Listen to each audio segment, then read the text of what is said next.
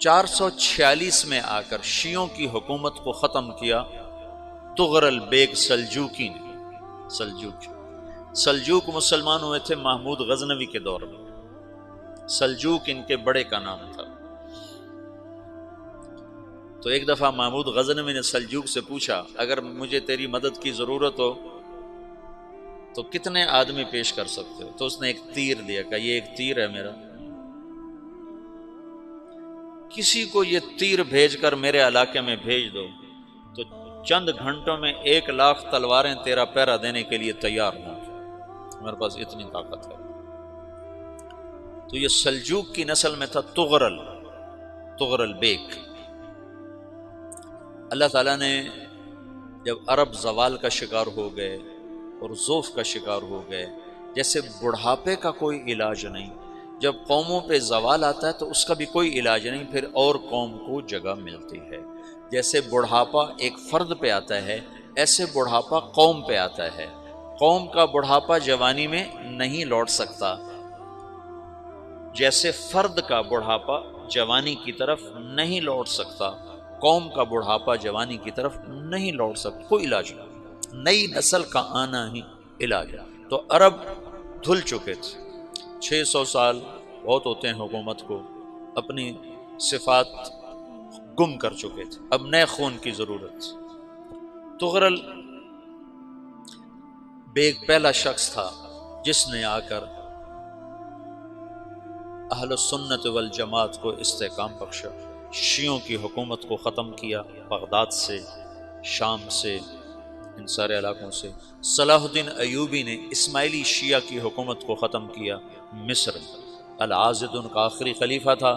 صلاح الدین ایوبی نور الدین زنگی رحمۃ اللہ علیہ کا پروردہ تھا، اس کا دوست تھا، اس کے دوست بھی تھا، بچہ بھی تھا اس کے سامنے، زیادہ لکھنے پڑھنے کا شوق تھا۔ پھر اللہ تعالیٰ نے اس سے کام لیا اور اس کو مصر کا گورنر بنا کے بھیجا، مصر کی مدد کے لیے بھیجا۔ تو وہاں اس نے صلاح الدین ایوبی نے وہاں ختم کیا، تغرل بیگ نے یہاں ختم کیا۔ تو پھر سلجوک جو تھے نا یہ اقتدار میں آئے، ادھر ختم ہو گئی سلطنت بنو عباس کی، مصر ایک چھوٹی سی ترکوں کی سلطنت۔ تو اللہ تعالیٰ پھر مرکزیت کے لیے ایک نظام چلایا، دو لشکر آپس میں لڑ رہے ہیں ایک میدان میں، ایک جنگلی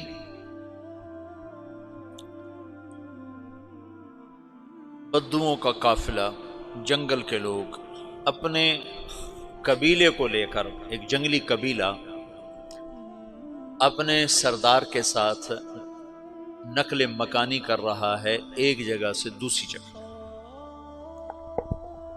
اللہ کا نظام کہ یہ لوگ چلتے چلتے چلتے اس وادی میں پہنچ گئے جہاں جنگ ہو رہی ہے، دو لشکر آپس میں لڑ رہے ہیں۔ جب یہ وہاں پہنچتے ہیں تو ایک لشکر کے قدم اکھڑ رہے ہیں اور دوسرا غالب آ رہا ہے۔ ان کو نہیں پتا شکست کھانے والے کون ہیں اور فتح پانے والے کون ہیں، ان کو نہیں پتا۔ اس جنگلی قبیلے کے سردار کا نام بھی تغرل ہے، تغرل۔ تو یہ سردار کہتا ہے جو شکست کھا رہے ہیں ان کی مدد کرو، کچھ پتہ نہیں کون ہے، کہتا جو شکست کھا رہے ہیں ان کی مدد کرو۔ تو 400 وحشی جنگلیوں نے فاتح لشکر کے پیچھے حملہ کر دیا۔ وہ تو ایک کافی ہوتا تھا، 400 دوڑ جب تلواریں پڑیں تو چند لمحوں میں نقشہ بدل گیا، بھاگنے والے جم گئے اور جمنے والے بھاگ پڑے۔ جب جنگ ختم ہوئی تو شکست خوردہ لشکر کے بادشاہ نے ان کو بلایا، اسے پوچھتا ہے مجھے جانتے ہو میں کون ہوں؟ کہا نہیں۔ کہا تو تم نے میری مدد کیوں کی؟ کہا انسانی ہمدردی کی وجہ سے، تمہیں شکست ہو رہی تھی اس لیے تمہاری مدد کی۔ پھر اس نے اپنا تعارف کرایا، میں ہوں سلیمان سلجوکی، ترکی کا بادشاہ۔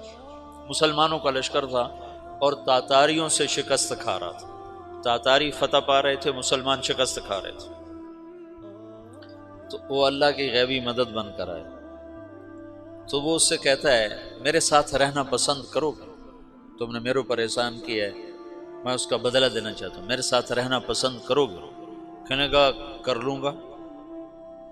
تو اس کو لے کر ترکی آیا، اور استنبول اس وقت روم کی حکومت میں تھا، اسے فتح کیا اس تغرل کے آگے چوتھے پانچویں پڑپوتے محمد فاتح نے۔ تو یہ استنبول ہے، یہ ترکی ہے، بیچ میں ایک چھوٹا سمندر ہے، یہاں ایک جاگیر ہے۔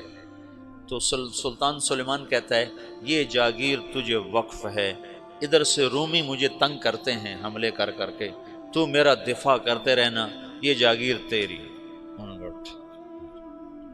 اس جاگیر پہ اس نے اپنے قافلے کو آباد کر دیا، اپنے قبیلے کو، اور ایک چھوٹی سی حکومت بنا لی، جو ایک صوبہ سمجھو سلمان سلجوقی کا، وہ ایک چھوٹا سا صوبہ ہے۔ وہاں جب یہ رہ پڑا تو پھر یہ ایک شیخ کے بیعت ہوتا ہے، وہاں شیخ طریقت ہے، ان کے یہ بیعت ہونے جاتا ہے، وہ اس کو رات اپنے پاس ٹھہراتا ہے، تو ایک کمرے میں ان کو ان کا خادم ٹھہراتا ہے۔ یہ جب کمرے میں جاتا ہے تو سامنے دیوار میں طاقچے پر قرآن پڑا ہوا ہے، تو یہ تغرل بیگ کہتا ہے یہ کیا ہے، یہ کیا ہے؟ تو وہ خادم کہتا ہے یہ کتاب اللہ ہے، قرآن ہے۔ اچھا، وہ اس کو وہاں چھوڑ کے باہر چلا جاتا ہے۔ وہ دیہاتی آدمی، جنگل کا رہنے والا، پہلی دفعہ زندگی میں قرآن دیکھا، وہ کہتا ہے یہ قرآن ہے، اللہ کی کتاب ہے، میں اللہ کی کتاب کے سامنے سو جاؤں، کتنی بے ادبی ہے۔ تو اس نے ایسے قرآن اٹھایا اور سر پہ رکھ لیا اور کھڑا ہو گیا، ساری رات قرآن سر پہ رکھ کے کھڑا رہا۔ رات کے پچھلے پہر اس کو خواب آیا، کھڑے کھڑے اس نے دیکھا کہ اس کی پشت سے ایک چاند نکلا اور شیخ کی بیٹی کے سینے میں جا کے اتر گیا۔ پھر اس لڑکی کے سینے سے ایک درخت نکلا جو پھیلتے پھیلتے پھیلتے 3 بر اعظم پہ چھا گیا، افریقہ پر، یورپ پر، ایشیا پر۔